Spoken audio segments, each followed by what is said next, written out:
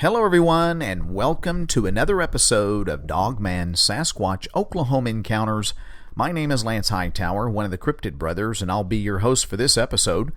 We're coming to you from Tulsa, Oklahoma, and we're glad to be back on the air here. We've been away a little bit with family vacations, work, and you know how it is in your neck of the woods. Things just get busy. So we're glad to be back here giving you another episode. I think you will enjoy and find very bizarre and strange. This is of a gentleman that called in. He does not wish to give his name. He lives in a very small community.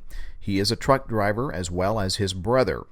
And so he will share what's happened to him while being on the road, as well as what happened to his brother out in the peanut fields of Texas, America. So before we get going here, we're just going to say we're heading today's October 5th, we're heading south down to the annual Honabi, Oklahoma Bigfoot Conference down there. There'll be some speakers, a lot of things for family and investigators, a lot of things to do down there. I think they have a lot of vendors, and they have a 5K run, a little bit of everything, helicopter rides. So we're looking forward to doing that and meeting a lot of you. This is we're very familiar with that neck of the woods down there, but this will be our first time going to the conference. Myself, Wiley Dave, and the Cryptid brothers. So we're going to have a great time down there. So let's get going here and recognize some of you. Before we get going, I want to give a special thank you to one of our biggest fans, Dave Thundercloud. If you're listening, buddy, thank you so much. We want to recognize you, and if we've missed you in the past, I wanted to make sure and at least get your name out there. So thank you, Dave Thundercloud, for listening, sharing the channel, and staying tuned. And we also have, in recognition of you guys, we have Shelly Puckett, Tammy 19601, T Foster 349, Stephen Miller, JP O'Brien 1, XX Big Kisses, Fanny Ann E, James Crosdale, Danny, AVT Prepper, Kevin Greenhill, Jamie Crouch, Lucky One Chuck, Charles 350, Forrest Starr, and Lauren Hernandez. Thank you guys. We appreciate you for sharing not only with your friends, family, and coworkers, but to those folks around the world. So we appreciate you. Without you, we would not grow. So again, thank you. So let's get going here. Getting on with the episode. I think you're going to find it very strange, very bizarre from a truck driver's perspective. And so let's go now into what this gentleman had to share with various encounters he's had, not only with his family on one camping evening, but while on the road as a truck driver. Yeah, well, I grew up in a little town Lance, called Byers, Texas. Okay, it's over close to the Oklahoma border, down about Warwick, Oklahoma. Okay. Mm-hmm. When we grew up on that river, I mean, we used to go camping out there with Boy Scouts. My uncle and my cousin's dad would take us out there.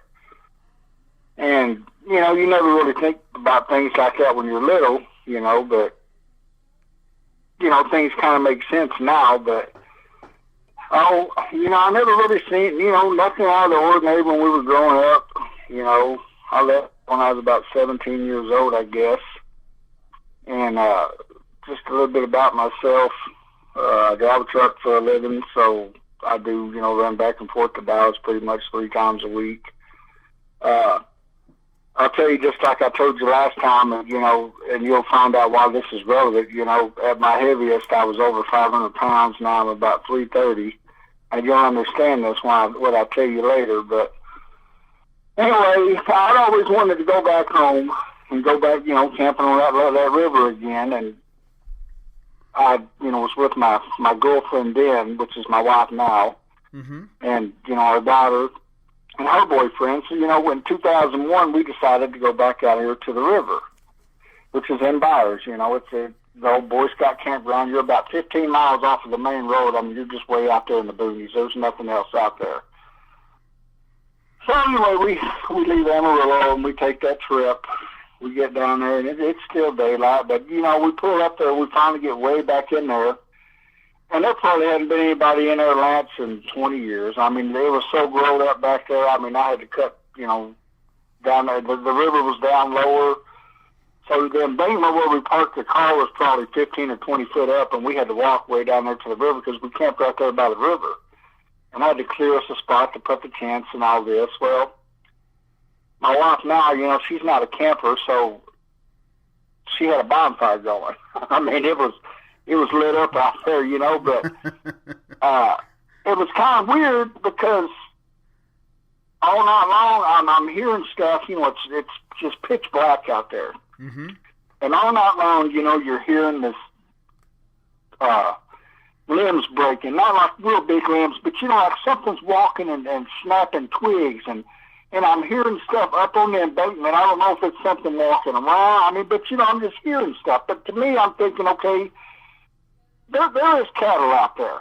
Mm-hmm. There's different farmers that have their own land out there, but it just didn't sound like cattle to me. And just like I do, you've hunted enough and you've been out in the woods enough that raccoons and possums, if they're sneaking around, they're not breaking twigs, and they're really not heavy enough to be doing that. Exactly. You know what I mean? Yes, sir, I do. Exactly. And so, and even my daughter was over here the other night, and she was sitting there talking to me about the twigs, sounded like something was walking, the movement and all that. And, I played y'all's little video, with that Night of the Werewolf. You've got that third howl that was kind of really weird, and that's what my wife now describes as, she said it was a peacock. But, that's what she is, and she knows it wasn't a peacock. Right. But anyway, so it was just kind of weird this whole time, and it's got me wondering, we got lanterns, and like I say, she's got a real big fire going. Well, we stayed up, and anyway, the girls finally went to bed probably about, I would say they went to bed probably about, 11:30 or midnight? Yeah, somewhere in there. Well, me and my daughter's boyfriend at the time, we stayed up fishing for a while, because that's what I like to do. I like to fish. I'm hunted, but I'm not much of a hunter. I like to fish a lot. Mm-hmm. So, it's probably about 2:30, maybe 3 o'clock, Lance. I'm not sure. It was somewhere in there. And, instead of we're hearing this the whole time. I mean, it's like there's just something moving around in the perimeter, because you can hear all this stuff snapping, and it's everywhere. It's not just in one spot, Mm-hmm. And, so I tell him when I'm going to bed, and he's like, yeah, because we wasn't catching anything. So, I go in there and lay down. I don't know, it's like it was just the perfect scenario. I can't explain it, but, I'm laying there, and it was like the fire was dying down. You know how you get that real low glow, and it's like the lantern was, I hadn't put, the lantern started going out because it had been running for hours. Sure. And it was like everything just kind of fell into place all at one time, with the lighting. And, I'm kind of dozing off. I mean, I know and all of a sudden I just kind of opened my eyes. And when I did, I looked up, and now don't get me wrong when I tell you this, I didn't see like a whole hand touching the tent. I don't want you to think that, okay? All But right. you know how when somebody like you would put your fingertips on a canvas or something? Yes, sir. Yes, sir. Uh-huh. You know what I'm saying? Exactly. And we're not talking, little hands. I'm talking like, I'm seeing I'm seeing 5 digits. You know what I mean? Like a hand. Yep. And I'm watching, and I'm looking, and I don't know why. I'm watching this thing, and it's pressing on the tent, on the top of the tent. And I don't know why I didn't say anything. I'm just watching it. It's like, I don't even know why. I can't even explain to you why I didn't say anything. It freaked me out, really, is what it did. Look, I've been inside. I've done a lot of time, and I don't freak out easy. Okay, it takes it takes a lot to bother me, because, like I said, I've been in some bad places and did quite a few years inside, and things don't bother me too much. So I'm watching this thing, and it starts moving like down. I mean, it's like it's filling it out. You know what I mean? Yes. Yes. Man, you see something like that. You remember, like I told you that time. You remember that movie Deliverance? I do. Something like that popped into my head, like there's some hillbillies out here messing around or something, right? You know what I mean? Or somebody out here messing around, but I mean, I was just watching it because I just couldn't, because it was just big. The size of where these digits were touching and the space between them, it was big. To me, that was a big hand. You know what I'm saying? Yes. And I'm watching this thing, and I'm laying there, and you know the lighting is. I mean, I'm telling you, you know, you can't see any shadows, Lance, because where our tent was, it was behind the fire. You know what I'm saying? Okay. Not in front of it to where it would have cast a shadow. You see what I mean? So I mean, it was just the perfect light. I mean, you know, it was just going real dim, and I'm watching this, and it's moving down the tent, and I'm telling you, and my daughter told me something the other night that I forgot all about. When this thing, it's like, I'm telling you, it's like it knew where I was in the tent. You know what I mean? Yes, I do. Because as it got down low, I'm watching, and it's like it's going real low, and all of a sudden it just pushed in the tent, and it touched my thigh. And I had this siren thing, okay? It was like a siren / fluorescent light / flashlight. You know, they had the red and orange lights, a fluorescent light, a flashlight, and had a big siren that my dad had given me. You know, I've had it for years. And when this happened, it freaked me out so bad that I hit this siren, right? That's all I knew to do. I didn't even know what else to do. It freaked me out so bad. Sure. And my daughter told me the other day that when I did that, and you're going to have to pardon my language, but she told me, I hollered, what the f-?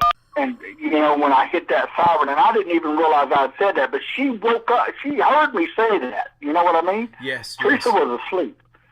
But what was weird is when I hit that siren, Lance, this thing made a noise like a, but it was so loud that I heard it over the siren.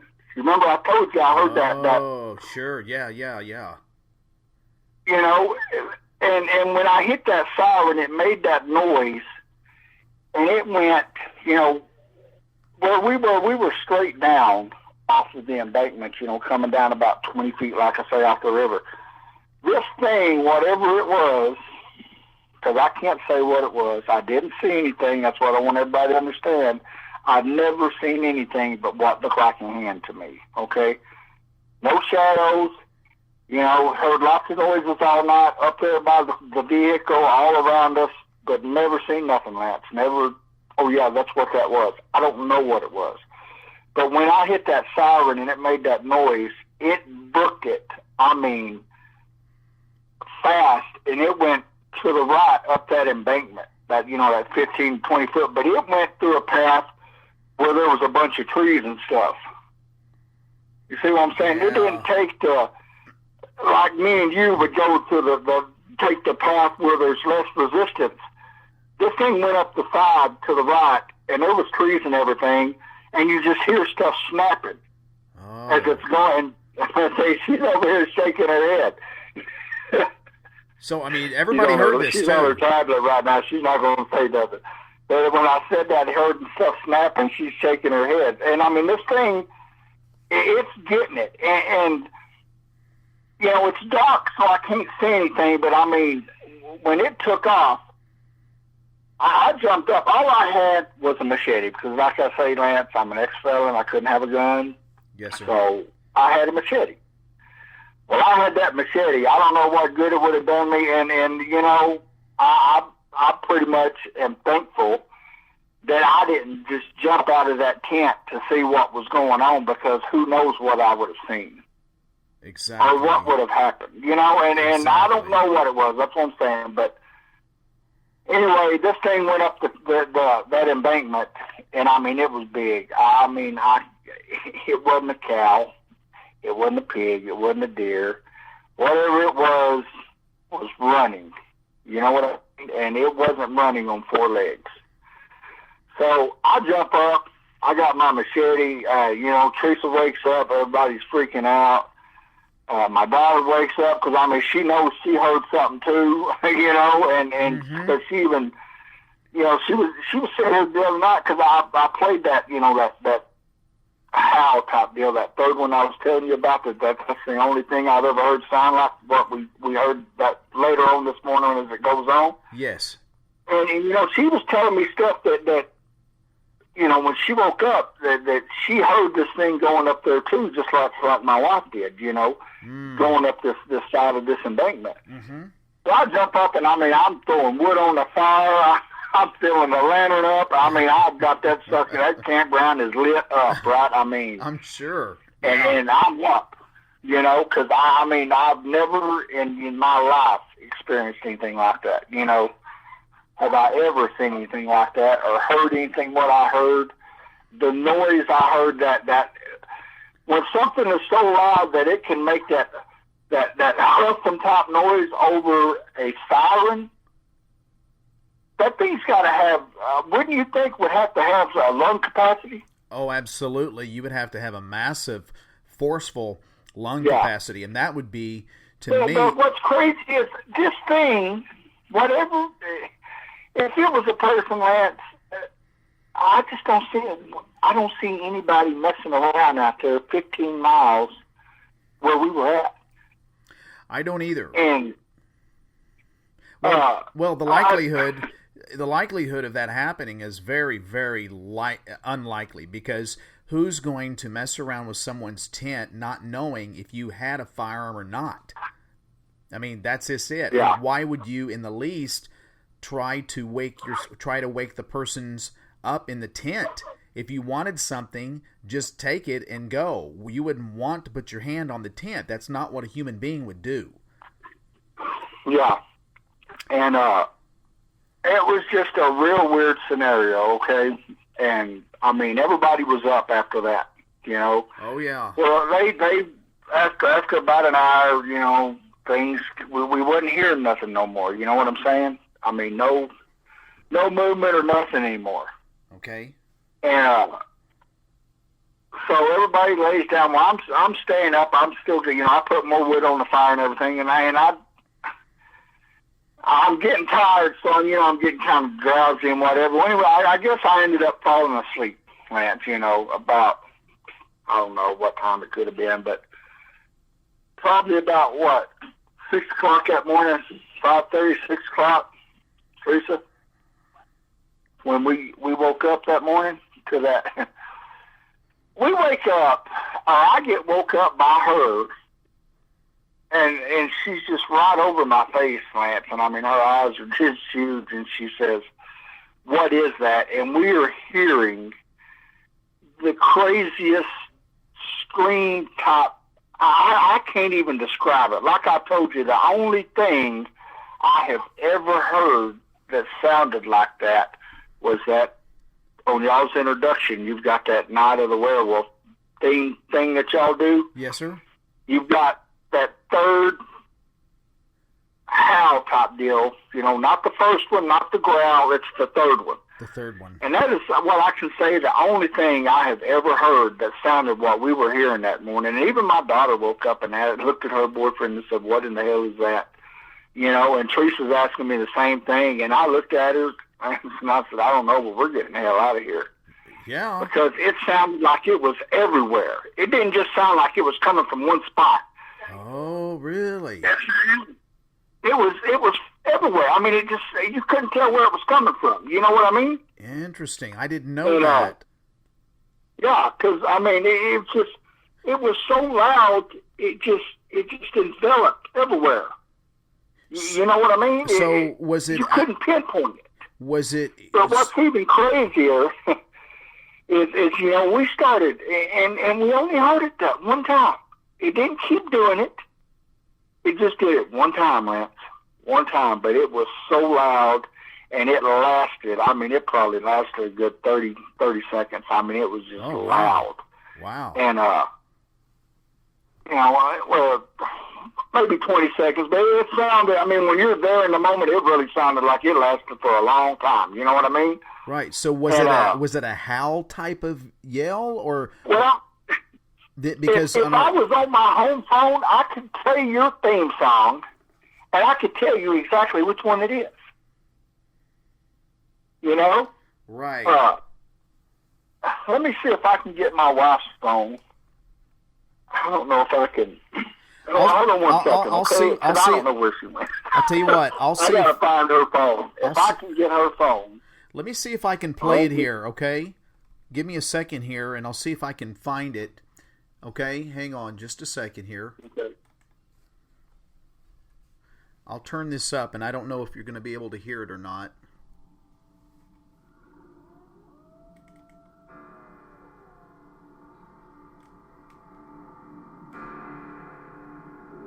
Can you hear it? Okay. Yeah, hold on.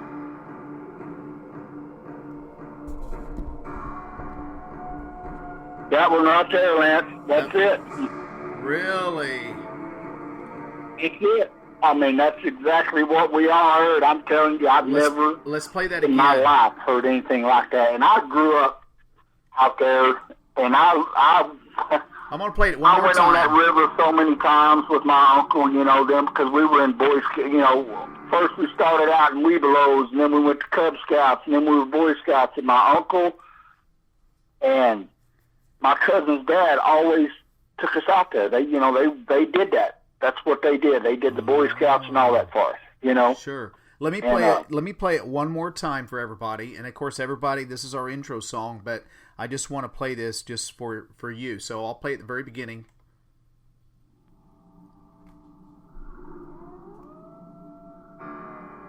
That one right there. No, keep going.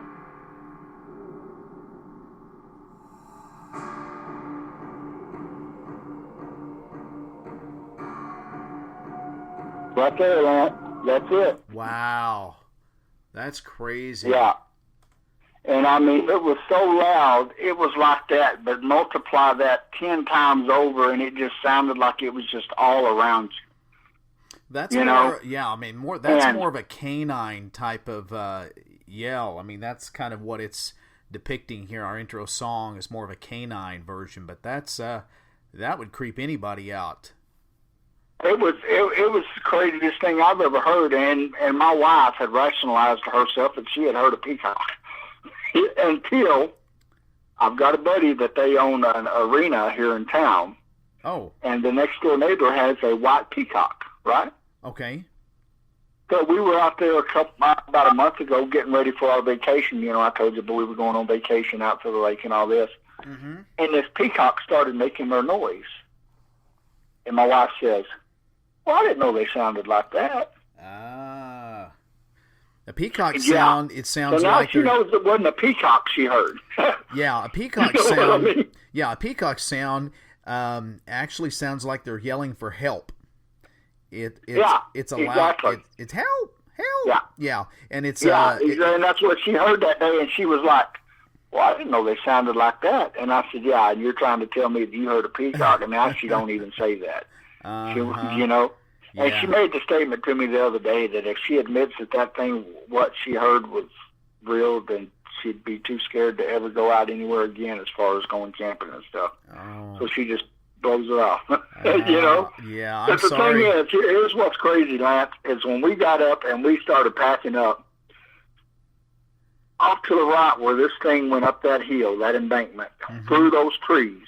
Now we're talking saplings as big around as softballs, baseballs, softballs. I mean, we're talking good-sized trees anywhere from possibly 8 to 10 foot, maybe even taller, and then there's a lot of dense vegetation, going up through there. Mm-hmm. This thing had made a path through there, and when it went, it was snapping off those trees at the 5.5, 6 foot mark. I mean, just snapping them and they were green trees. They wasn't dead trees.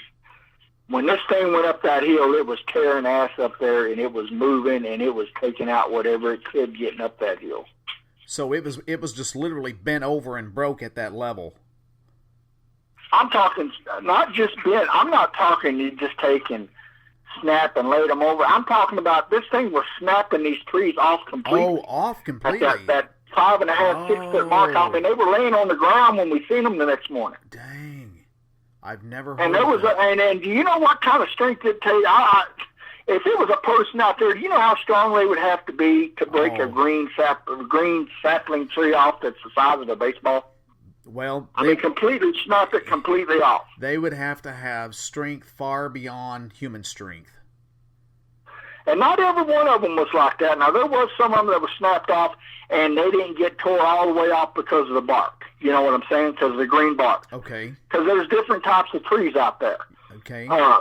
I don't know if you've ever seen the kind. You probably, I don't know if y'all have some in your yard, but they've got a weird bark on them, and they're really hard. That when you break them, that bark doesn't come off very easy. So anyway, there was all kinds of vegetation, is all I'm saying. And this thing, when it went up there, it made a path, and it didn't make a path like it wasn't a cow. It wasn't on 4 legs. Whatever this thing was on 2 legs. So we got the hell out of there. Okay.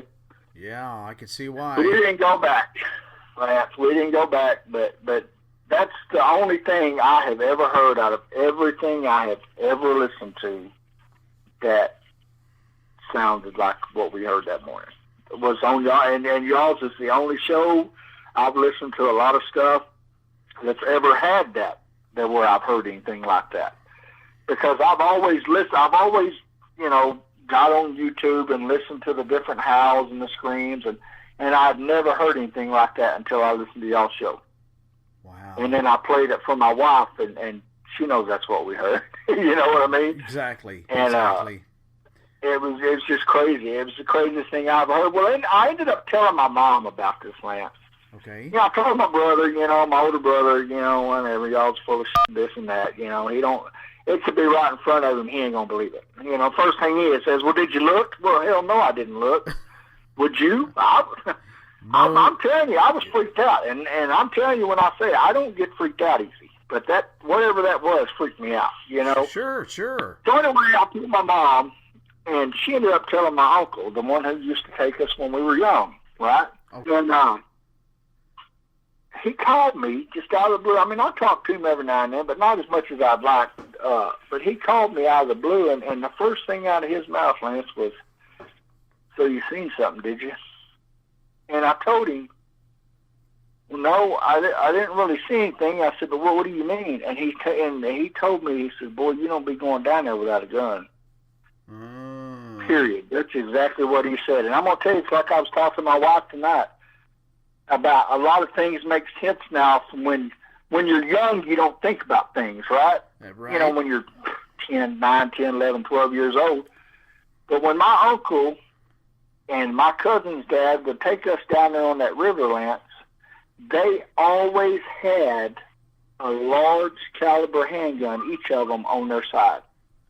Always. And they would always tell us, you boys stay away from the river. Y'all don't go anywhere by yourself.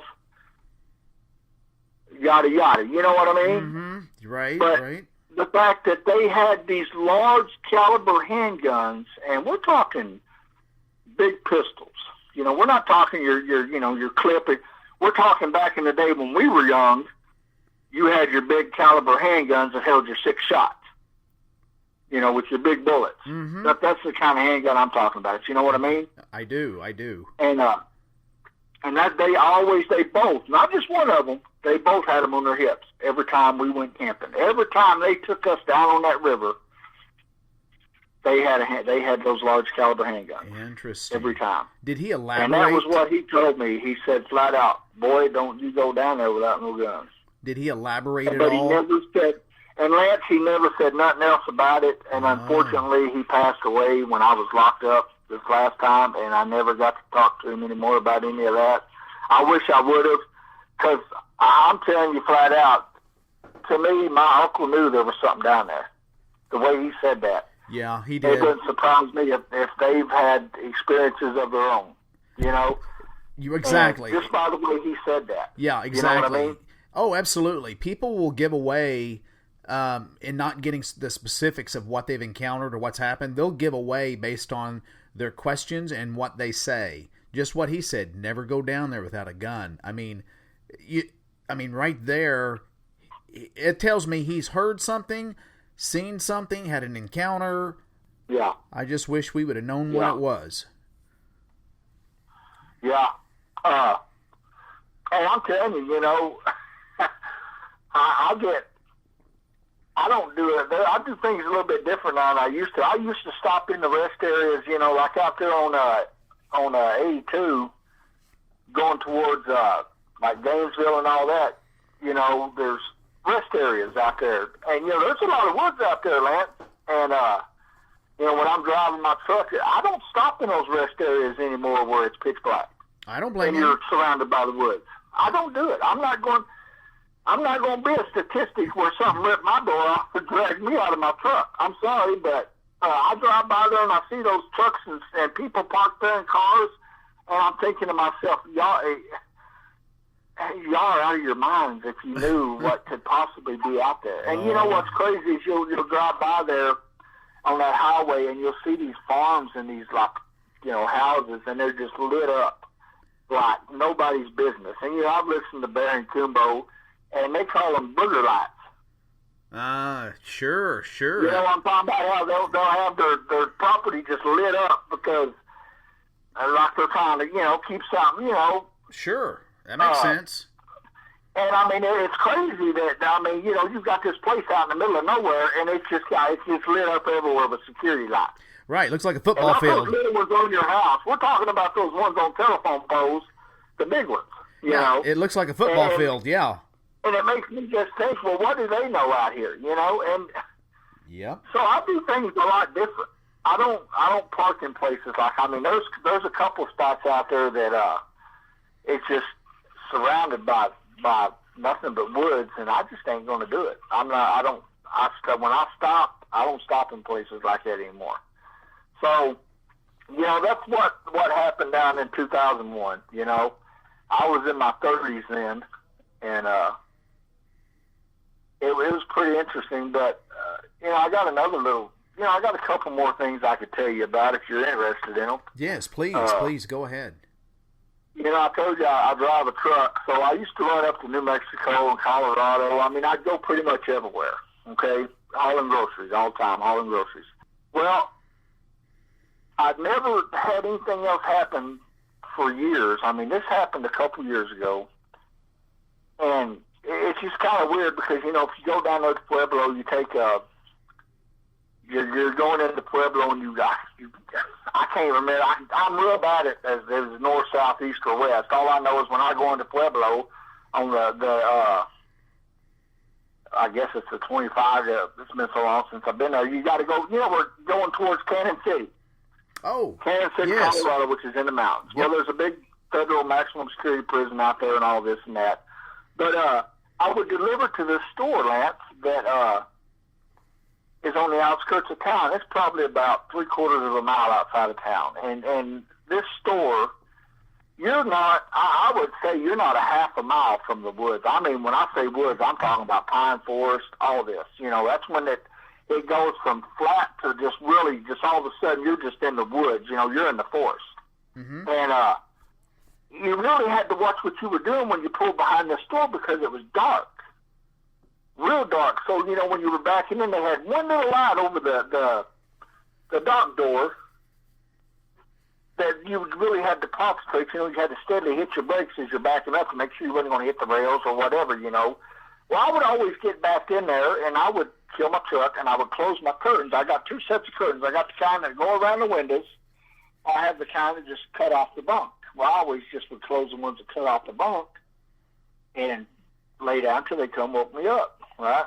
And this is where, when I was telling you about how big I was at my heaviest, this is where this comes into play, and you'll understand why in a minute. Oh, okay. I'm laying there, and I'm asleep. I mean, you know, I'm in a dead sleep. And all of a sudden, I get woke up to the weirdest whistle I have ever heard in my life. I mean, I have never heard, and it was loud. I've never heard a whistle like this, ever. And I wake up, and I'm like, well, what is that? You know, but I didn't open my curtains. I'm just sitting there listening, right? Right. All of a sudden, my semi, okay, I've got, the way my semi is, I've got panels that run all down the side of my truck, and there's steps all the way down. You know, there's a whole step bar that comes all the way down, and then right behind the sleeper of the cab, there's another step. that you can step up on. Mm-hmm. And all of a sudden, my whole semi dipped down from the passenger side. I mean, when I say dip down, I mean the whole passenger side just dipped. As if something stepped on that thing and then stepped off. You know what I mean? Wow. Because it dipped, and then the truck come back up. And let me tell you, okay, could it have been a bear? Maybe, but like I do, black bears don't get very heavy. Right. 350. I know there's black bear down there. A large black bear would be 400 pounds. Right? About right. That's true. Okay, 530 pounds. I could not step on the side of that step on my truck and make my truck dip. Wow. You understand what I'm telling you about Yes. that weight thing coming in? Right. At my heaviest, I could not make that truck dip. It doesn't matter. I could take all my weight, put it on one step, and it's not going to do what happened to me that night, okay? And, once again, I just sit there. I didn't look. My brother, he's like, did you look? Hell no, I didn't look. I didn't want to know what did that, because to me, it was just weird. So the guy, I laid there and I kept my curtains closed and I finally dozed off back to sleep. And probably about an hour later, this guy shows up, the warehouse manager, and he comes, knocks on my truck, gets my paperwork. Anyway, I get out of the truck and I asked him, I said, you ever have anybody fooling around out here? And he says, what do you mean, like the four-legged or the two-legged? And I said, what do you mean the two-legged? And that's when he went into this whole spiel. He didn't say a person. That wasn't the first thing out of his mouth, Lance. It wasn't about, oh, yeah, we have people. No, it was, oh, yeah, we have Sasquatch sightings around here all the time. Some guy took a video of one here last year crossing the other side of town, crossing the highway. Wow, he just started in with that. I mean, that's what he said. That was the first thing out of his mouth, not, oh, yeah, we got people messing around. No, the first thing out of his mouth was Sasquatch sightings all the time. And I'm telling you, we're right down, the woods, Slamp. I'm telling you. You take off running and within 75 yards, you're knee-deep in the woods, That's how close this thing was. Jeez. And that was just really weird. That was an interesting ordeal. Yeah, absolutely. I know that country over there. It's been a while, but I have been there where you're talking about. Well, Riley Dave was telling me that he did a bunch of had a government contract down there in Pueblo for a while. He did. So he knows exactly kind of what I'm talking about. I've been meaning to look up that city where I used to deliver those groceries to all the time, and I just never have the time because I'm always on that truck, Oh, sure. I'm sure you are. Yeah, Dave's been down there a lot more than I have, but he's been down there doing some work, and he's called a lot of coyotes down there, too. Yeah. Well, I shared some stuff with you the other day, too, that I don't know if you thought that was pretty interesting or not, but about my mom's cousin down there in Louisiana. I told you they live on a bunch of, their house is smack dab in the middle of some wilderness, and they've got a lot of acres that they own down there. Yes, please share that. Yeah, go ahead. I was on Facebook the other day, and I seen this guy. His name was Jeff. I can't remember his last name, but he says, here you go, LaFuchsia. And he had posted some video about screams in the woods, right? Right. And she texted him back and says, well, those are pretty good, but that's not, I can't remember how she said it. She said, that's not what we heard. She said, what we heard was, deeper and sounded more prehistoric. Like, I don't know if you've ever heard what they call the T-Rex roar from the Sasquatch. I think I have. It's been a while. I can't find it. It is. They say it just makes your blood run cold that it's so loud. It just sounds like some. I don't know. You remember the King Kong movie, the last one you seen here with the dinosaurs and everything? How he does that real loud. Yes, I do. Yeah. They think it's almost something like that. You know, I don't know. I've never heard it, but she said that it just. She said that they were outside, you know, in their driveway. They were looking at the stars or whatever. I mean, she's older. You know, she's my mom's age. Okay. Real Christian lady, her and her husband, and she said this thing was so loud and so scary that if she would have been by herself, she would have probably ran all the way to Dallas before she stopped.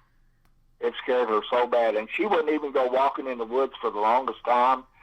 And she said one night that night, I guess this all happened. I'm not sure how the scenario went, because I was asking her about this stuff, Lance, because I said I've always wanted to ask you, them being out there where they were, if they've ever had anything weird happen, you know, because I know they're surrounded by nothing but woods out there. And she said something ran by them one night so fast and smelled so foul of urine that they couldn't even see it. It was so fast, but it was just, and that her husband and his buddy Jeff, the one that sent her that link, had chased things in the woods but never could catch it. The last thing she sent me was on a messenger, and she said that Jim and his buddy had found a 14-inch track with 4 toes down there by the creek not even 6 months ago. Really? Yeah. I mean, that's a big track. And then to have 4 toes? Yeah. I mean, and one thing she also said was that one night Jim, they seen something and Jim didn't want to shoot it because it was standing on 2 legs and had red eyes. I mean, I hold on, let me do something here, Lance, because I screenshotted all this stuff. Because I screenshotted it and sent it to you, remember? Yes, you did. And I don't know if I still have it or not, so I can it's kind of hard to recollect, you know, remember all this when, yeah, here we go. She says, you know, Jim and Jeff chased some things in the woods but never figured out what it was. The noise we heard one night was unforgettable. Said she never heard anything before it or since. She said they were standing in her driveway looking at the stars, and that's when she said, you know, she'd have ran to Dallas. She said, we saw something one night, but Jim didn't want to shoot at it because it was standing on 2 legs with big red eyes. And she said, that's the honest truth. And I'm going to tell you, this my cousin, my mom's cousin, LaFucia, like I say, they're up in the age. You know, I think her husband's 70 and she's 67, 68. And real Christian people, you know, and I'm surprised she's even really talking about this, to be honest with you, man. Yeah, I did. I just now looked. I did get that. You did send that. That was, yeah, you don't see someone, a family member of that age, pulling the wool over your eyes. You know, if they say something like that. And I asked her, I said, have y'all ever heard anything, I just wanted to ask you if you've ever heard anything strange, or has anything ever slapped your house, you know, because if you listen to that Sasquatch Chronicles and all that, you know, they talk about some things will scratch the windows or tap on the windows or slap the house, and she said that they had never heard anything like that. I said, because I know y'all live out in the boonies, but, you know, she's telling all this, and she says, here's another thing she said, we heard something one night that was so scary it filled the woods. She said it filled the woods. Said she couldn't tell where it came from for sure, kind of like what we heard, you know. We could not tell where that thing was coming from. It was so loud and so intense, Lance, that it just seemed like it was all around us. It didn't seem like a bunch of them. It just seemed like one that was all around you. You know, that's how, I can't even describe it. I don't know. Y'all know y'all go out on y'all's little things all the time. Right. Have y'all ever heard anything like that it just filled the woods just so loud that you really couldn't tell where it was? Well, we did last deer season, and that's why we're kind of excited to go where we're at again. And what happened is that we take advantage of the intro of deer season, which is early October. It starts out with primitive firearms, muzzleloader, and we went out there just a few days before. And during that time, we were the first people in there. There's not very many people anymore that primitive camp back there with, now you can do tents, you can do RVs, you can do trailers, whatever you want, but it's primitive encampment. There's no electricity out there. You got to generate your own, but you're way out there. And so we did hear something like that was so loud. I think it was the second night that I couldn't tell which direction it was coming from. I could just hear it, but you could tell that the lung capacity, the force, the volume, the sheer volume of the siren type of yell was incredible. Yeah. It was incredible. Yeah. And I couldn't tell which direction because it was just so reverberating and so forceful. And my dad, that's the way it was that morning when we got woke up. And I mean, it wasn't even daylight yet. It was still early. Yeah, it's exactly. It was 5:30, 6 o'clock in the morning. The sun hadn't even peaked up yet. But I mean, it was just. I mean, talk about make the hair on the back of your neck stand up and everything. I mean, it just gave me the chills, the creeps, big time.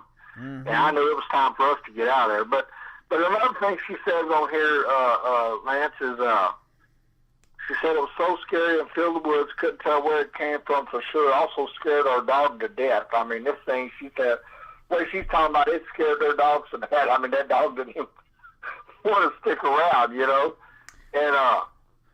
she said it had a very strong urine smell, like I said, and moved so fast. She said Jim and his friend Jeff have seen and heard lots of strange things down here. So, I mean, this is something they're dealing with. She said, I sent her a link, and she said, well, that's crazy, but she says, what we heard years ago sounded lots louder and scarier. And, wow. I know she said something about... And they're in Louisiana? They're in Louisiana? Yes. Okay. Well, there's plenty of sightings there of both... yeah. I mean, squatches and dogmen, especially. I told her when she was talking about this, because I didn't really get into conversation until they had been back and forth a little bit. You know what I'm saying? Yes. And I just texted her. I said, look, you got boogers on your place. I said, Sasquatch, Bigfoot, whatever name you want to call them. I said, I heard some pretty scary stuff, and I told her about our little charade down there in Byers in 2001 about how we heard, didn't really see anything, but we heard some really strange stuff we couldn't explain. And I said, we got the hell out of there. We packed up early the next morning and got the hell out of there. And, I hadn't talked to her since. The last thing she texted me was on Messenger. And let me see if I can find that, because sorry about all this. I don't keep stuff on hand. I got to go back and look for everything. No, that's okay. That's okay. So the last thing I sent her was Sasquatch roars, right? Right. But I sent her one that was screams, yells, and howls, and she said, let's see here. The worst one we heard was so deep, so very loud, and it sounded almost prehistoric. It was so crazy, I never want to hear that sound again. It filled the woods. You couldn't be sure from which direction it came from. And then she listened to that one I sent her, the Sasquatch roar. She said that was a pretty good one, but after all the soundtracks we have listened to, so they've been listening to this kind of stuff to try to figure out what they heard. Oh, interesting. That's why she just said all the soundtracks she's tried, listen to. She said, none sound like what we heard. She said, some friends that live a few miles from us didn't hear it, but they sleep upstairs with their windows open, and the putrid odor woke them up. So I guess they smelled that same strong urine. Even though they didn't hear something howl, they're smelling it. You know what I'm saying? Yes.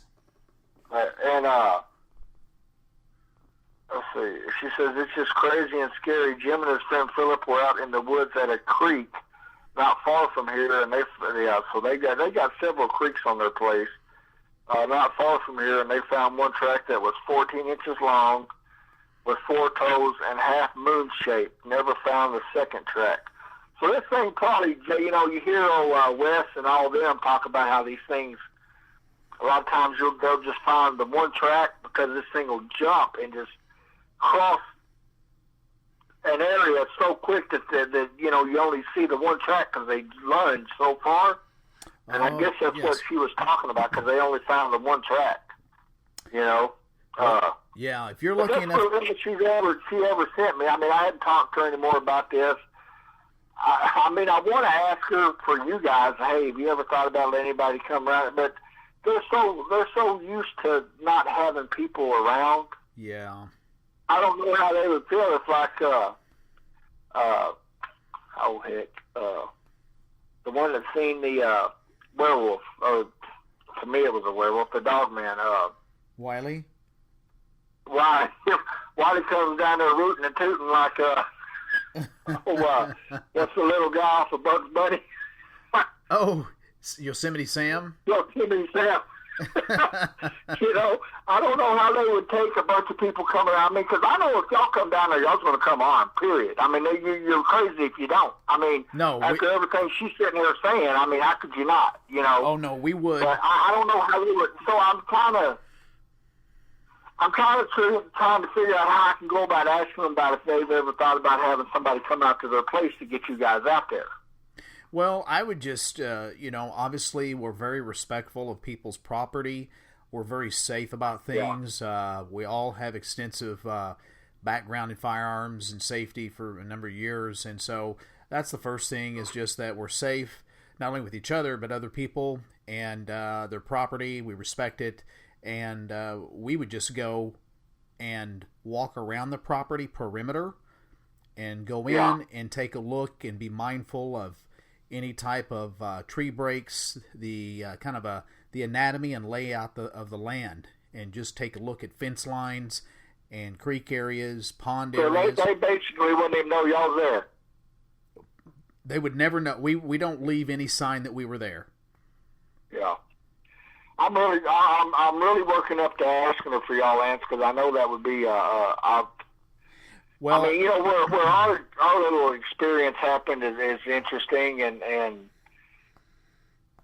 you know, there's a lot of stuff goes on in Oklahoma, just like you know, and we're out there on that Wichita and Red River where they tie in together. I mean, you know, ample waterway, you know. Well, that's a highway, and you know what we could do as well is we could do, and we've done this before for a client that wanted us kind of an analysis of what we found.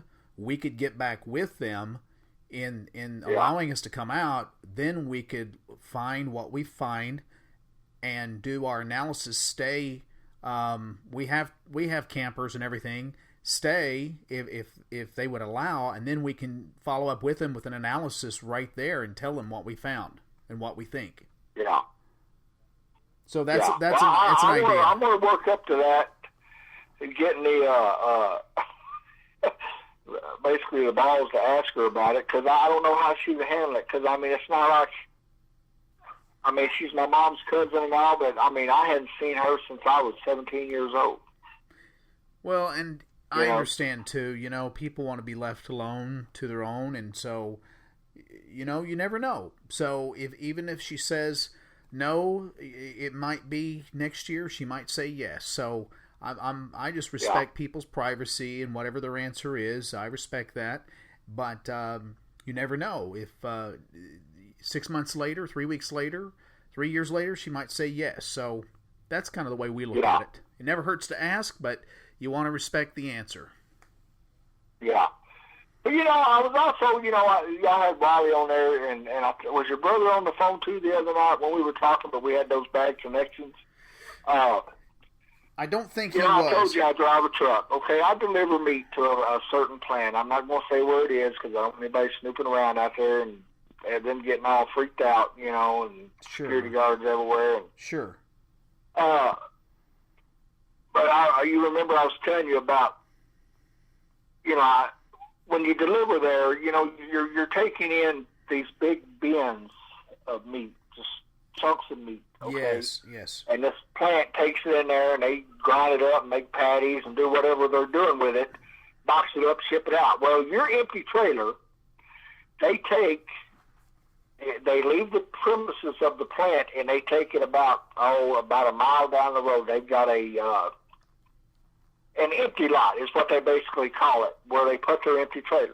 okay, that you go in there and you pick up, you know,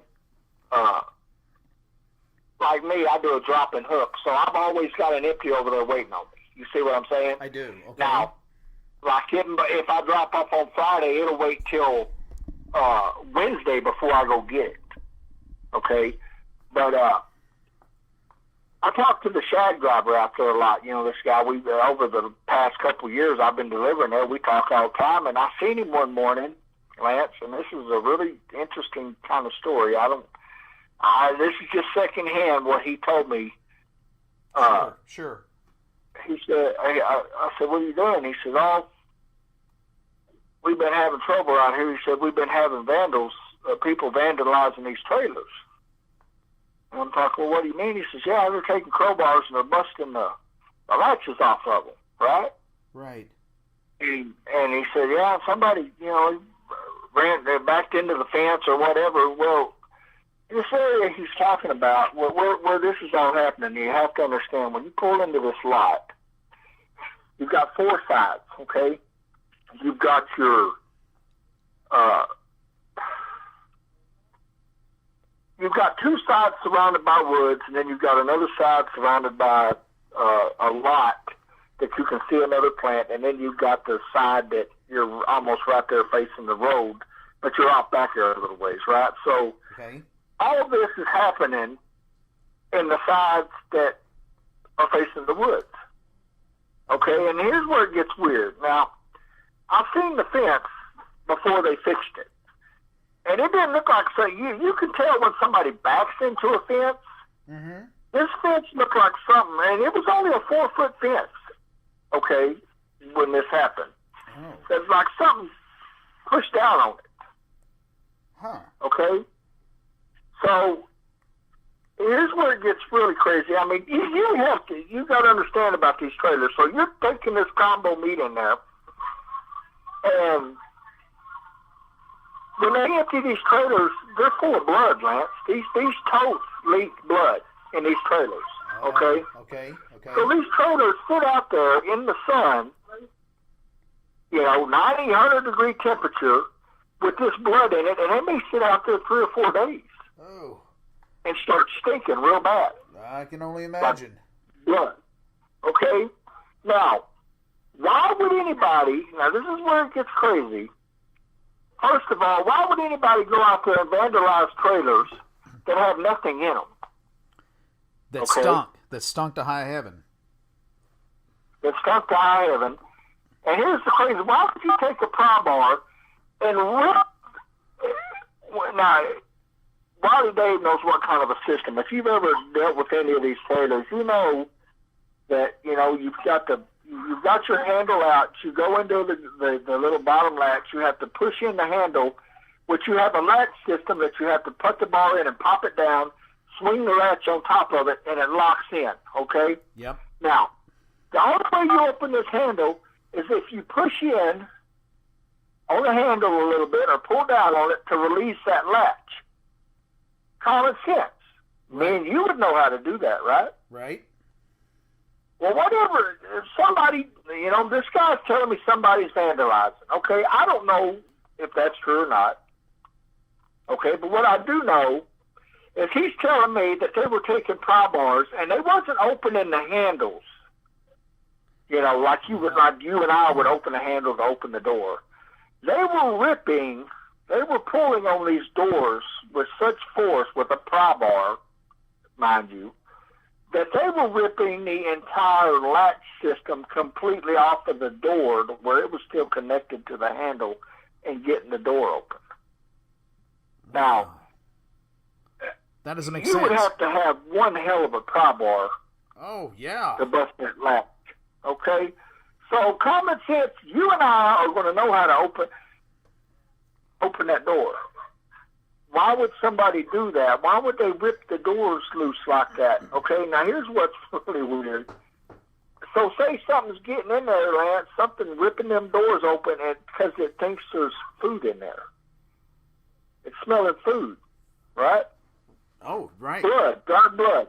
Right by the woods. I'm talking about by the woods. I mean, I seen the fence myself. I didn't see none of the trailers, because I guess they had already come got them or whatever. You know, the dude didn't show me any trailers, but he showed me the fence. I mean, you can see it, and it's right there by the woods. I mean, you're not 10 foot from the woods there. Okay, the fence is, well, they went back, Lance, and they had put a 6 to maybe, I would say 6 foot tall fence, security fence up. Okay, now, that's what's up there now. And it ain't just that. Now, there used to not be any lights back there with those trailers that was facing the back of that fence, facing those two sides of the woods. There was no security lights at all. Now there's lights up on poles everywhere. And what's crazy is this fence, you know how they put the 3 strands of barbed wire and they'll have it facing in or out? If you've got it facing in, you're trying to keep something from getting out. Exactly. If you're facing it out, you're trying to keep something from getting in. Yes. Right? So you know what I'm talking about, right? I so do. The barbed wire, there's 3 strands, is facing out away from the fence towards the woods. So they've put a new security fence up that's 6 to 6.5 foot tall with 3 strands of barbed wire, you know, with those metal things coming off that the barbed wire runs through. Yes. And the barbed wire is facing out towards the woods. Now they have security lights everywhere. And let me tell you something. I was, you know, after hearing all this, I have never been so glad that they never parked my trailer on that side of that property after hearing all this. Oh, I'm in the sure. dark. I mean, because it gets dark. It's dark out there. It's not now, but where I always park my trailer, you know, you got security lights, not really just lighting up everything, but, you know, I feel a lot better when I'm parked in the light anyway. You know what I mean? Oh, absolutely. But it's just really weird, him sitting there telling me this whole scenario about, and, you know, they've had sightings down there in Texoma, Lake Texoma, and that ain't 5 miles from where this is going on. Wow. Where this happened. Yeah, none of that makes any sense at all. Not if you had the capability of opening that latch, raising it up, and turning it and opening it up when they just pull it open. So that tells me that, you know, a human being that didn't know quite how that system works would have figured it out, especially if there was no lock on it. They would have figured out how to lift that handle up and got it open. Yeah, but you take something that knows it's grabbing a handle and it's just trying to pull, right? Right. But do you know how much force something would have to have? I mean, even if you had a pry bar, how strong you would have to be to bust that system off of that trailer where that latch is? Because, you know, that latch is a swinging latch, right? It pivots and goes down over the handle. Right, exactly. But what it's connected to is a plate that may have anywhere from 3 to 4 to 5 bolting that onto the door, and it was completely ripping that whole assembly off of the door, and it was staying connected to the handle. That's crazy. You would have That's what he's saying. That's what he was telling. That has to be they were down there just destroying these trailers. You know? And I just think that's just completely just the craziest story I ever heard, because I just don't see it happening. I don't see somebody, if you're going to be out there vandalizing or taking the chance of getting caught messing around, wouldn't you do it if there was something worth getting in there too? Well, exactly. And I mean, if I was a criminal and I was trying to vandalize something, I'm sure not going to vandalize something that stinks to high heaven. I'm going to move to something else. But, I mean, and what I'm talking about, it just did one trailer. He told me that, you know, somebody was vandalizing trailers. He didn't say how many. Oh. But, you know, say this thing ripped the door open or somebody, whatever. I'm not going to say this. I can't say this thing because I don't know, Lance. Say the door's getting ripped open, okay, with the pry bar, whatever. And there's nothing in there. So they decide to move on to the next one because it smells the same. And then they do the same thing, and then maybe they don't go to the next one. Maybe they go to the one right after that and do the same thing because they keep smelling the same thing. Oh, sure. Right? Right. So I don't know how many trailers got vandalized. I know he said trailers. So to me, that means more than one. Okay? Well, it had to be enough in my mind. But all I know is the whole system has changed up over there. Now, everything that gets parked by the woods has a new security fence, And we're talking about big poles, not no little bitty small poles holding the fence up. They've got some poles in the ground now, and they've got a security fence up with the barbed wire, 6.5 foot tall. I hadn't stood right up against it. And now they have lots. Corner, middle, corner. In that L section where it's facing the woods. You've got a 5-lot system there now that there used to never be nothing there. It's got that whole area lit up. Well, you know as well as I do that to offset the cost of fence, and fence is expensive, then you go put up these lights on big metal poles.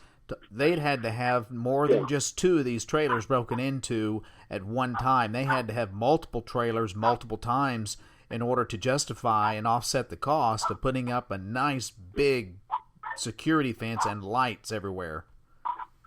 Yeah. You know, when they dropped my trailer, ain't even as lit up as that is now.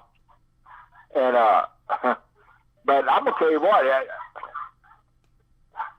I'd be hard pressed if it was really my trailer over there in the dark like that, hooking up to it and going over there, you know, because you're in between trailers, jacking them up, and, you know, you got to raise the landing gear up and all this. And I mean, you know, like I said, I tend to freak myself out real easy after listening to a lot of these shows and everything. You know what I mean? Well, yeah, I mean, and I'm always really conscious about my surroundings. I mean, I got my flashlight, and I'm checking stuff out before I'm messing around anywhere, you know, around them trailers. I don't care if there's light around me or not, because the light's not everywhere. Exactly, you know? and you should be aware of your surroundings. Like I tell people, you need to be aware, and so I'm glad you do that. I mean, it's always good to be aware of everything and anything. So, you know, we don't go camping in tents anymore. We have an RV that we go in, and we don't go to places that are secluded like where we went, you know, in 2001 back home. You know, we'll run up to the lake, which is 45 miles from here, and, hey, that's about as good as it's going to get. But that's pretty much all I got as far as for me. You know, there's been some weird stuff happen. I mean, like I say, the stuff with my mom's cousin, you know, that's just out of the blue. I never even expected any of that. That's why I thought I would share that with you and send you our conversation, you know. Yeah, and thank you so much for doing that. That was extremely interesting. interesting. And then, you know, like I say, this thing that happened over here where I deliver, I mean, I've been delivering there 2 years, and I've never heard of anything weird happening like that until about, a little over a month ago, Lance. I mean, you know, I think I talked to you, and then that happened right in between the time from when we talked again, before I talked on the phone with all, you know, with you and Wiley Dave and everybody. It happened in that little time frame, and that's why I couldn't wait to tell you. I wanted to tell you about that, and I was able to tell all y'all about it. You know, I even told my wife about it. And it's just really weird deal, you know, really weird scenario going on over there. If it's somebody out there vandalizing stuff, they're sure going about it the wrong way about risking getting caught for no reason, no gain at all. Exactly. It doesn't make sense. So, and would you mind also into, because I know we talked about this, and I found it also extremely interesting and quite frightening, going into the encounter that your brother had. Yeah. My little brother drives a truck also, and he was driving for a company. This happened. I was locked up when this happened. I can't remember when it was. Let's see. When did I get out? 2011. This happened probably around 2010, I think, Lance. I'm not sure about the date, okay? All I know is he always had to go to San Antonio because he hauled meat. So he would drive from San Antonio back, and he would hit the stores like in Midland and Odessa. And he had a route that he did every week. He would pick up his loaded trailer in San Antonio, and he would just start his route. Well, he was on his way to San Antonio to get his trailer one night. It was real late at night. He said it was probably around 2 o'clock in the morning, I think, is what he said. I'm not real sure about the time, but it was late. But he always travels these peanut roads. That's what we. If you're a truck driver, you kind of know what I'm talking about when you say these peanut roads. It's these old back roads that you ain't got to worry about no traffic. You know, you're just out there and you're driving. I see. Yes. You know, pretty much running. You know, If your truck will run 70, you're going to run 70. If it runs 75, you're going to do. If it don't do any of that, you're going to do what it'll do, right? But exactly. So he's traveling boat, and I can't remember what year. He's got a pretty new truck, and he has the LEDs on them. You know, back when they first come out, these LEDs, you know, they were all factory and they were really bright. I mean, I had some on my truck. I've since changed them because they were crap. Because you know, whatever. Chinese junk. How about that? Let's just leave it at that. But mine wasn't near as bright as what his was. You know, I've seen the lights on these factory LEDs. Yes. And I'm gonna tell you what. I used to get people flashing me when I would just have my lights on regular, and his were a lot. You know, these factory lights are a lot brighter than my Mario, whatever you want to call them. You know what I'm saying? That mine wasn't factory, but anyway, I mean they would pretty much burn the retina out of your eyeballs. I'm telling you, when you hit the brights, you know it. You know, right. And you can see. I mean, you can see good. I mean, it just lights up everything. You know, all around you.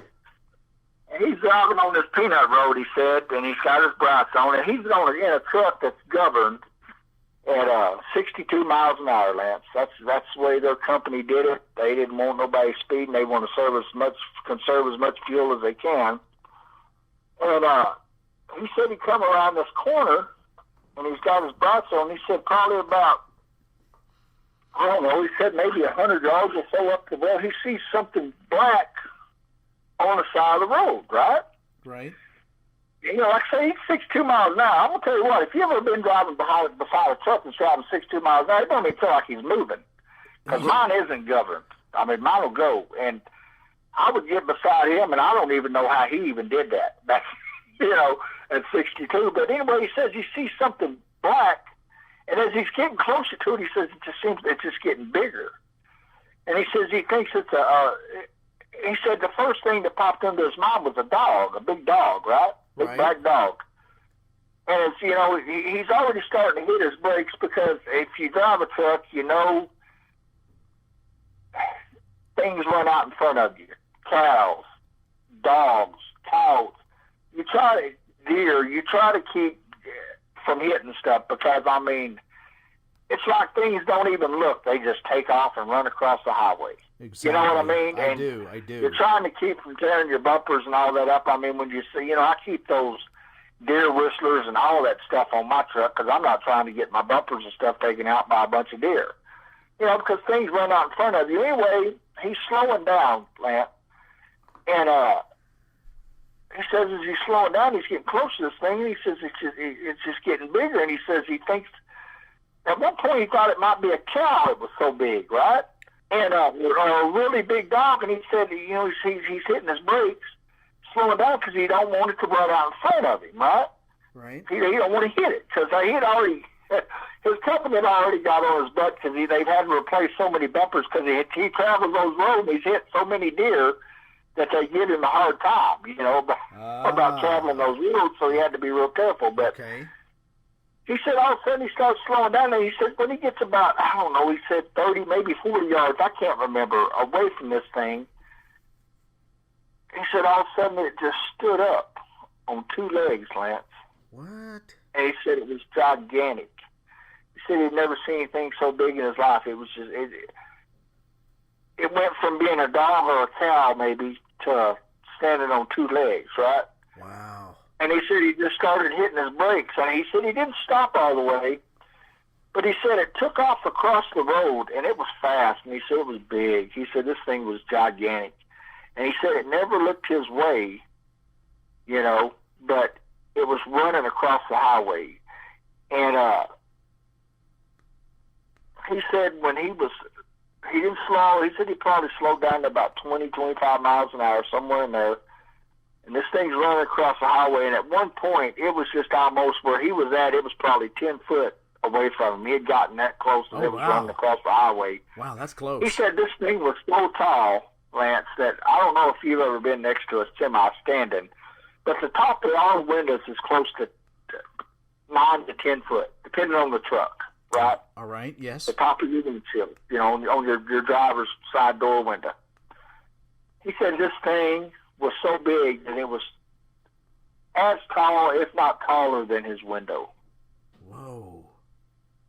Okay, and he's kind of tapping, he's hitting his brakes, but he's not stopping. He's just what he couldn't take his eyes off of it. He said he'd never seen nothing like it.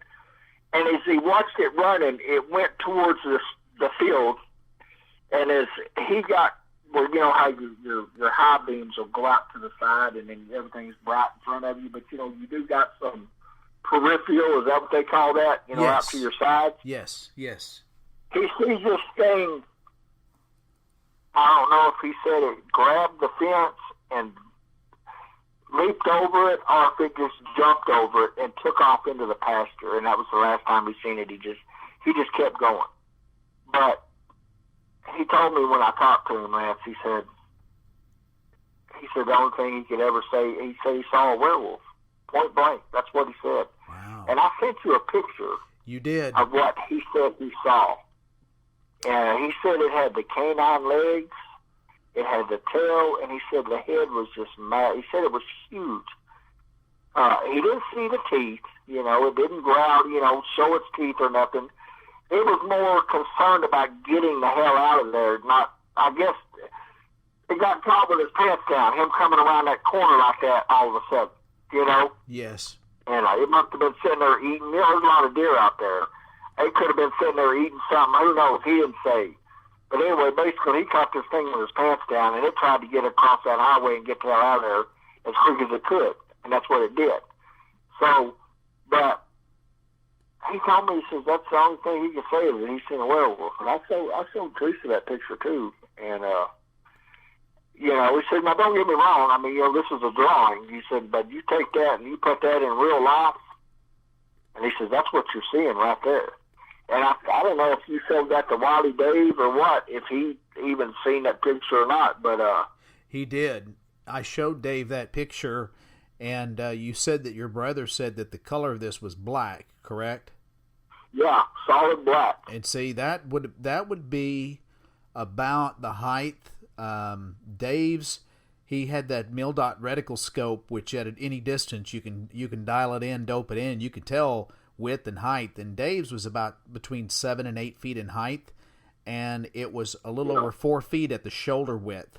And Dave estimated his around 550 pounds. He don't know how big it was. All I know is as he's getting closer to this thing, he's thinking dog at first. 100 yards, 120 yards out, these lights are bright. He's thinking dog on the side of the road, right, Lance? Correct. And as he's getting closer and he's starting to slow down a little bit, he's thinking big dog. Because, it's getting bigger. And then as he got a little bit closer to it, and he starts thinking, okay, is there a cow on the side of the road?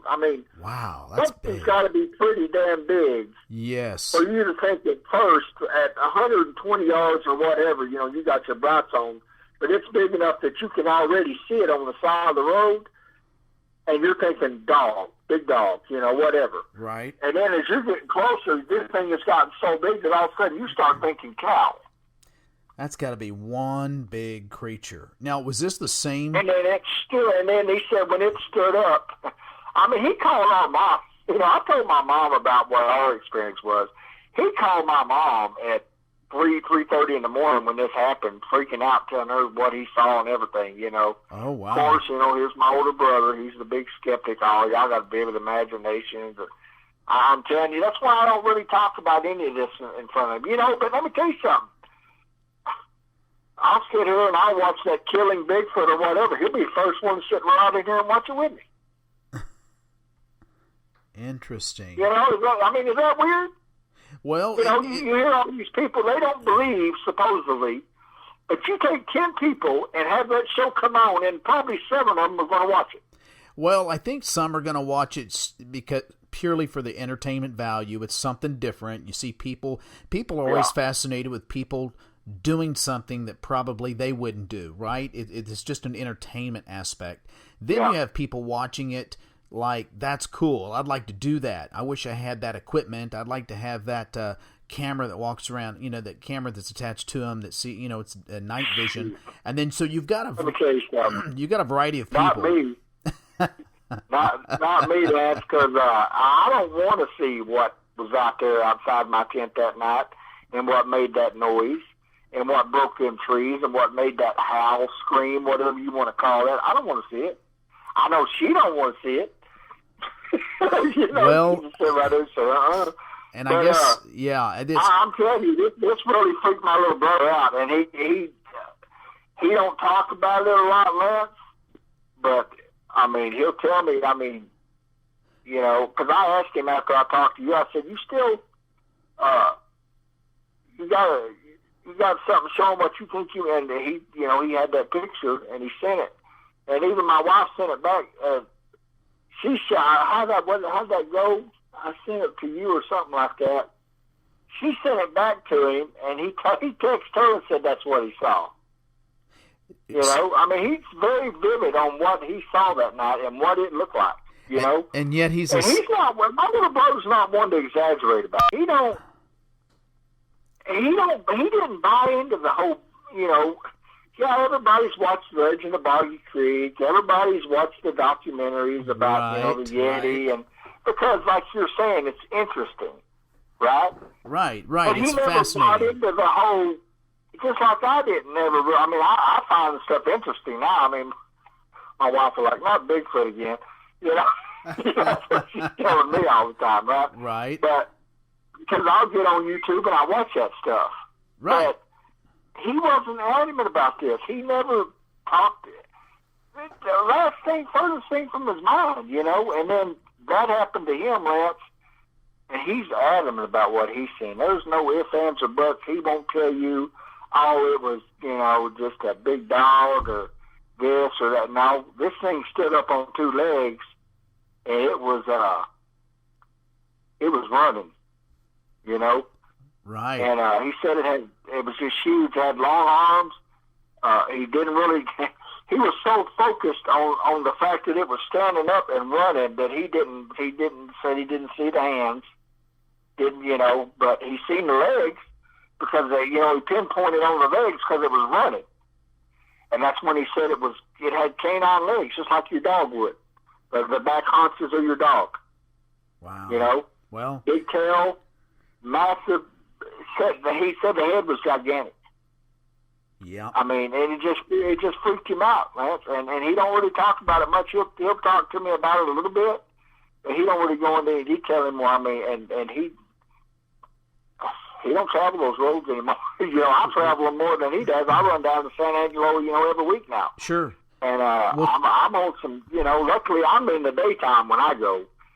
So I don't worry about really seeing nothing crazy out there, because I'm traveling in the daytime. But Sure.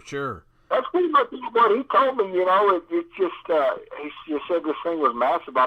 When you got something running across the highway and you're slowing down to about 20 miles an hour, which that's pretty slow in a semi.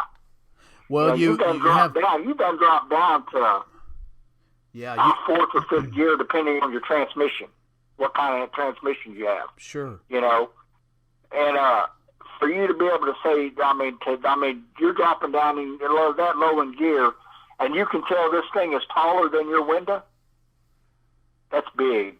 I'm telling you, my truck, my window was anywhere from 9 to 10 feet tall on that Freightliner I got, and he said this thing was as tall, if not taller, than his window, running across the highway. Well, with those lights and that slowing speed, he had plenty of time to get a good visual, enough that it's not anything he's ever seen before. He knows what... he's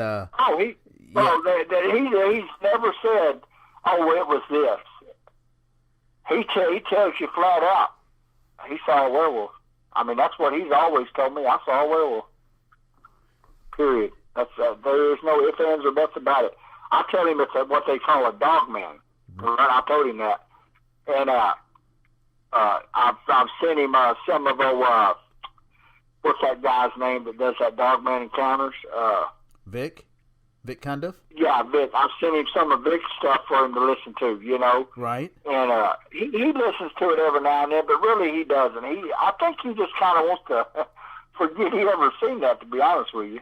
Well, I can't blame him for that. That's a scary creature to come up on when you're just kind of minding your own business. And, seeing something like that is not something you plan on or let alone exist. This is supposed to be, folklore and wives' tales, and so does he still remain skeptical, or what's his feeling about Sasquatch?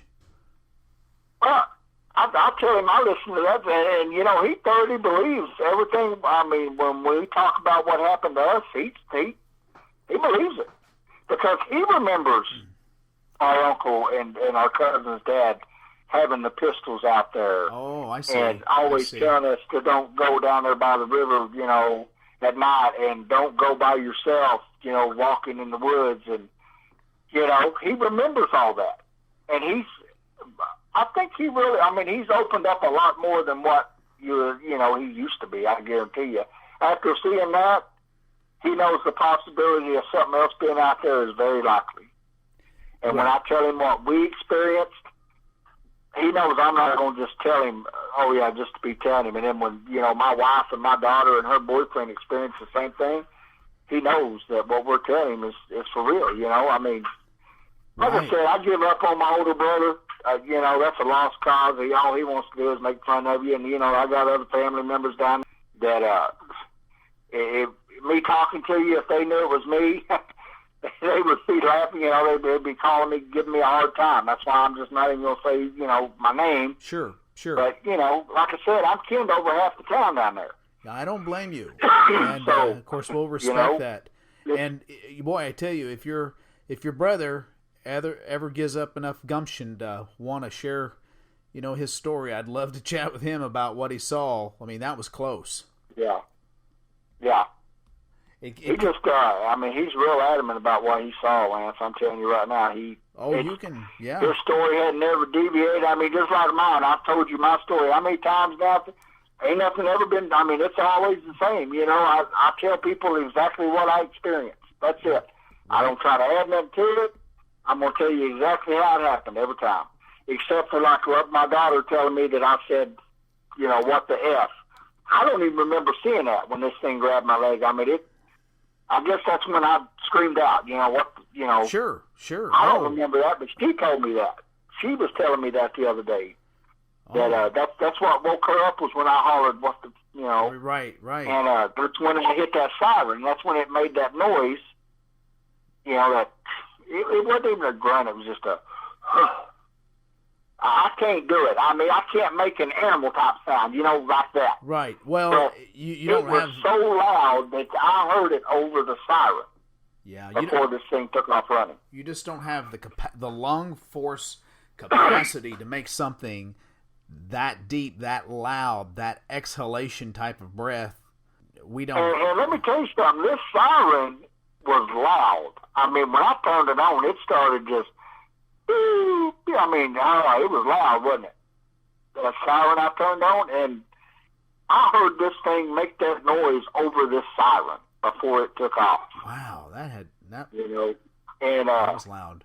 Don't get me wrong, it wasn't like bullhorn loud, and it wasn't like ambulance loud, but it was still loud. You take it down 10 decibels, that's still pretty loud, and that siren, you could hear it, if you were,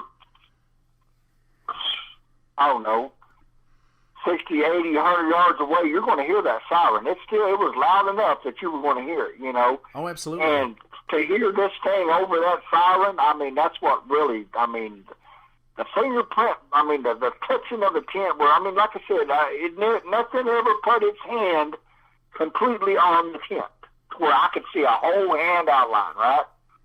But I'm telling you, there was fingertips moving around on this nylon. I guess that's what tents are made out of, a nylon top. Exactly. And yes. You can see the indentions. And when I say, why I say a hand, it's because I've seen 5 digits. There was 5 imprints of something touching this tent. And it was just moving down like it was, I don't know if it was trying to figure out what it was or what. But when it got down by my leg, by my thigh, I'm just watching it. I don't even know what to think about it. Right. I can't even explain to you why I didn't say anything. I guess I was just kind of shocked. I don't know what else to...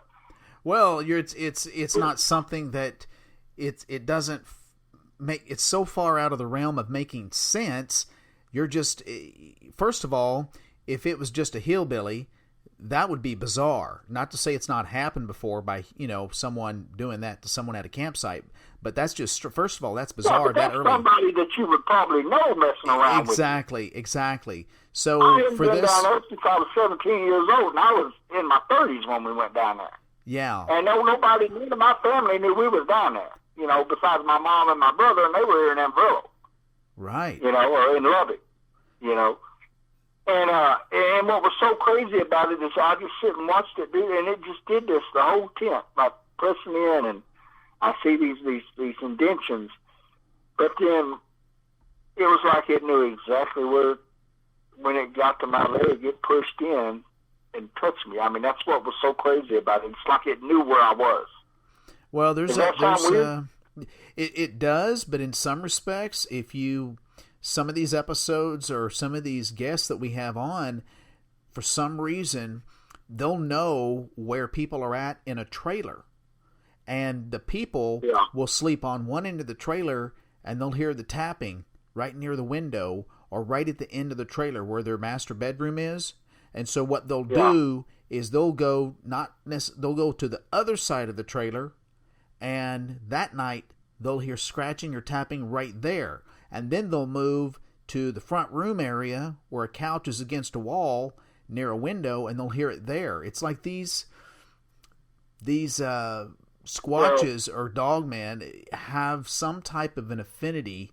They smell you, or they have such high sensitivity in their auditory abilities that they can hear acutely of where you're at. They can hear you breathing, or they can smell where you're at. And now in a tent, you're in a smaller confined space, obviously. Yeah, well, it was a pretty, it was a 3 or 4 man tent. I mean, it was a pretty good sized little tent, but I wasn't right up against it. That's what I'm saying. That's what was so weird. Now, I'm not saying this thing reached in and grabbed my leg. I'm saying it pushed in on the tent and touched me. It didn't grab me and try to drag me out. Or it just got to that point in that tent where it pushed in harder than what it had been before, just moving its hand around everywhere, or the fingertips. You see what I'm saying? Yeah.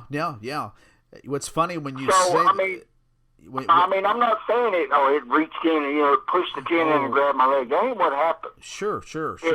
It's like it got down to that area where my thigh was, because, I'm a pretty good sized guy laying around. And it just, when it pushed in and touched me, it freaked me out so bad. That's when my daughter said, I hollered, Yeah. And I didn't even realize I said that. Until she told me the other day. So anyway, like I say, it was just something weird. I can't say what it was, man. I'm not going to sit and say, yeah, it was a Bigfoot, it was a dog, man. I don't know. It could have been somebody messing around there. Yeah. Why would they have been? I don't know. I don't see anybody busting off them trees going up the hill like that, leaving that big of a path when they're going up, not making that big noise. I don't know. It was all just a weird-ass experience. That's all I can tell you. So, well, when you have a circumstance like that a person actually did not see what was poking in, what was scratching, and all those things, but there's some clues or cues that were left behind, whether it be prints or this snapping off of the tree, completely snapping off, or going through rough, thick foliage and brush, where you or I would be, the first 5 feet in, there's no way we can make it. We'd fall down. Well, yeah, if it would have been you or I, we would have went up to the side we came on, which was there wasn't any holy growth, no trees really. There was that Johnson grass and stuff like that, and it was, 2 or 3 foot tall, but you can get through that stuff pretty easy, right? Right. This was those trees and shrubbery, and just a place that we wouldn't, if we were going to take off running, that's not the way we would go. Well, exactly. And here's the way I look at it. Now, I know that they have a much more keen intellect than deer, but anyone that's an avid deer hunter knows this. If you shoot a deer, say you shoot a buck, and say it's and you shoot it properly, but it still has some life in it. The instincts of this deer kicks in for survival. It goes in the it'll go in the thickest, wooliest cover and foliage and undergrowth, wood undergrowth, than you could get to. I promise you. And it's going to go in there and even crawl on its belly to get away from you. That's its instinct, is to survive and hide. So this instinct of what this is, it's, humans, we want to take the path of least resistance, whereas something that has more of a primal fight or flight type of behavior goes in the thickest, densest, and if it's frightened, it's going to go in there and go the thickest part. And so that's, in a circumstance like this, I don't know if you've ever heard of Occam's razor. It's a phrase used when all else is equal, it can only be this. So the likelihood of someone touching your tent with the hugest fingertips you've ever seen, out in the dark, out in the middle of nowhere, and going down your tent, running the risk of being shot, not knowing who's in the tent, and then hearing something that's way above.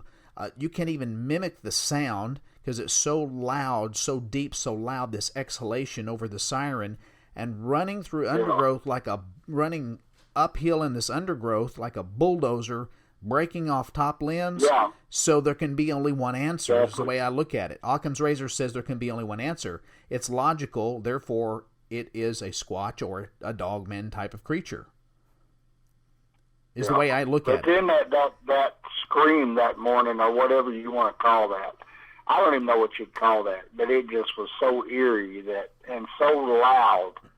I mean, just loud. You just can't even imagine how loud that thing was. And it went on for, like I say, 20 seconds, 30 seconds, I don't know. It seemed like a long time. I know that. You know what I mean? And then it just did it the one time. We never heard it again after that one time. Because once the sun come up, it's like everything was normal around, one thing when we go... It's like, hey, we made it, we made it. The sun come up, we made it, I mean, that's kind of, I don't know, that's just a scenario, that's just kind of how it felt, you know what I mean? Oh, absolutely. And we got the hell out of it. So, I don't blame you one bit. I mean, I can't imagine anyone, most folks would, get out of there as well. I kind of smile here a little bit because every time we go deer hunting where we go in southeast Oklahoma, like I said, we had those vocalizations. My brothers and I, we kind of laugh because before we go to bed, we always say we hope something pokes in on us in the night. And we actually mean it. We want something to poke in on the tent. Not me. And my brother... And, it just... Go ahead. I was going to say my brother Lane, he just says, I think tonight I'll leave the tent unzipped and leave my feet hanging out so I can get a good look at this thing. And we kind of laugh at him through there, but he's really... People got to know my brother Lane. He's serious, man. He's serious. He's serious, and we're all just a little bit crazy, but... we always, before we go to bed, we always say, hope something pokes in tonight so we can see it and get a good look. And my brother Lane says, where most people open a door and it's dark and they don't want to go in, he's the first to barrel off in there. I want to see what's going on. And so we're all just... I'm not like that. Well, I want to thank you so much for your time. I know last time... You were a busy man, you are, and you were kind enough to agree to get back on. We had some technical difficulties. You were on the road, and we were kind of in and out, and it was kind of hard to hear each other. So I want to thank you so much. And, you've got my number. If you ever want to chat 24/7 or you see something, please, you can call anytime, day or night. Okay, well, I'm gonna work up to talking to LaFuchsia about y'all may be getting out there in Louisiana on her property and see what y'all can find. I don't know if she'll go for it or not. I'm going to give it a shot. I mean, all she can tell me is no. So if I get a yes, I will be in contact with you, and I will let her know that y'all will be contacting her. You know, I'll make sure that if she says yes, that y'all have her number. She's hard to get a hold of sometimes because her husband has a lot of health problems now. He don't get out in the woods like he used to. He's had several heart attacks, and so she takes, you know, she's basically, what would you call that, a caregiver a lot now with him. Sure. And so where they live, she doesn't have a whole lot of good reception all the time, but if she says yes, I will make sure that you have her number. So you can try to get in contact with her. And if she says yes, I can assure you we will go down. So, and we'll do an analysis of what we see. So I appreciate you doing that and considering that. And whatever she says, we're fine with. So thank you, buddy. Lance, well, I appreciate you calling me back and talking to me. And y'all be careful out there. We shall, buddy. Take care. And thanks again. I appreciate it. All righty. Good night. Good night.